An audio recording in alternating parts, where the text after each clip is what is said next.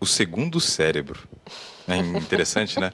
A gente imagina que tem um cérebro só. Pois é, a ciência descobriu que o intestino, ele tem quantidade de neurônios próximo ou idêntico, assim, bem próximo daquilo que seria a quantidade de neurônios presente na medula espinhal.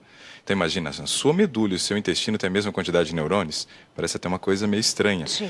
Né? Mas se descobriram isso, isso é uma verdade. Então quer dizer, aquilo que entra pela nossa boca influencia direto o nosso sistema nervoso, já que ali se encontra uma grande quantidade de neurônios. Né? É chamado de sistema nervoso entérico.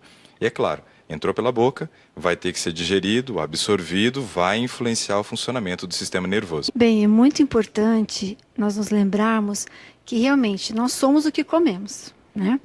Então, não só esteticamente, porque quando você fala isso, você pensa na estética, na obesidade, né? Mas nós somos realmente, interiormente, emocionalmente o que comemos.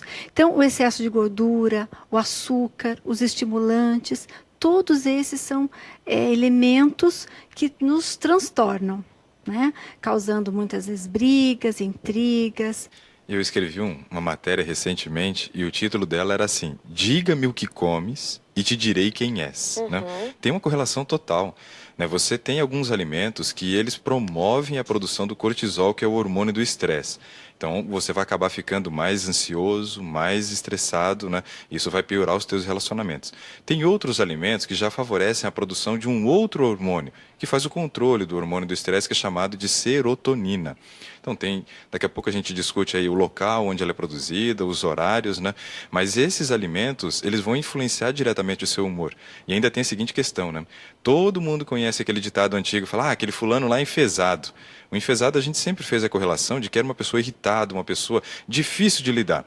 Enfesado quer dizer cheio de fezes, quer dizer que tem um intestino meio preguiçoso, que não está funcionando num ritmo normal, e isso afeta o humor dele, porque ali vai ser produzido toxinas, como tem neurônios, esses neurônios vão fazer uma correlação com os neurônios, né, do sistema nervoso central, e aí você vai alterar totalmente o humor da pessoa pelo trânsito intestinal dela comprometido. No processo de fermentação intestinal, né, as bactérias que ali estão presentes, que é chamado de microbiota, elas vão fermentar aquele resto de alimento que você não fez a digestão.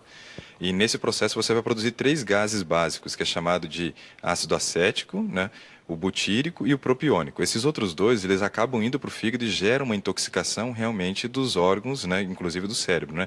E a acetona é aquela que a mulher usa para passar na unha, o corpo produz também. Nesse processo de fermentação, ou quando fica num jejum muito longo, né? Até brinco com algumas, né? Quando acabar a acetona, você fica 12 horas em jejum e depois dá uma sopradinha, esfrega o paninho, aí sai, né? Então, assim, Você fala essas coisas, tem gente que acredita e vai fazer, hein? Você está produzindo toxinas dentro do seu corpo porque o trânsito intestinal não tem acompanhado o ritmo, né? Então você precisa fazer o intestino funcionar bem. Agora, a maior questão é a seguinte: o que é um intestino que funciona bem?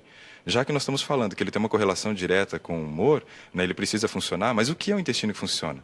Se você olha para o consenso brasileiro de constipação intestinal, que a ciência tem dito, e eu me colocando de frente das câmeras agora, eu digo que eu não concordo com o que tem sido dito pela ciência, e vou explicar por quê. Né?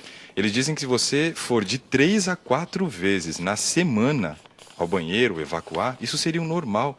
Normal da onde? A fisiologia, isso sim eu acredito, que é o estudo do funcionamento do meu corpo, do seu corpo que está em casa nos assistindo, diz que se você ingerir uma alimentação, naquele momento, logo após, você deveria dar um arco reflexo, onde mandaria uma mensagem, né, para o seu cérebro dizendo, olha, chegou comida, eu preciso esvaziar então, para poder se acomodar tudo aquilo lá dentro. Então todas as refeições deveriam gerar estímulo de defecação. Se você tem comido 3 vezes ao dia, esse é o número de vezes que você deveria ir ao banheiro. Se você come 6 vezes, como é a orientação da ciência hoje, o ideal seria 6. Mas não vai Numa conseguir. semana daria 42 vezes. Eles dizem que de 3 a 4 tá bom. Eu tenho brincado em algumas palestras, mas assim, uma brincadeira séria, de que muitas pessoas estão devolvendo o dízimo só, e estão retendo os 90% para ele, né? Porque estão indo 4 vezes em vez de 42, como deveria, então tem coisa errada aí nessa história, né?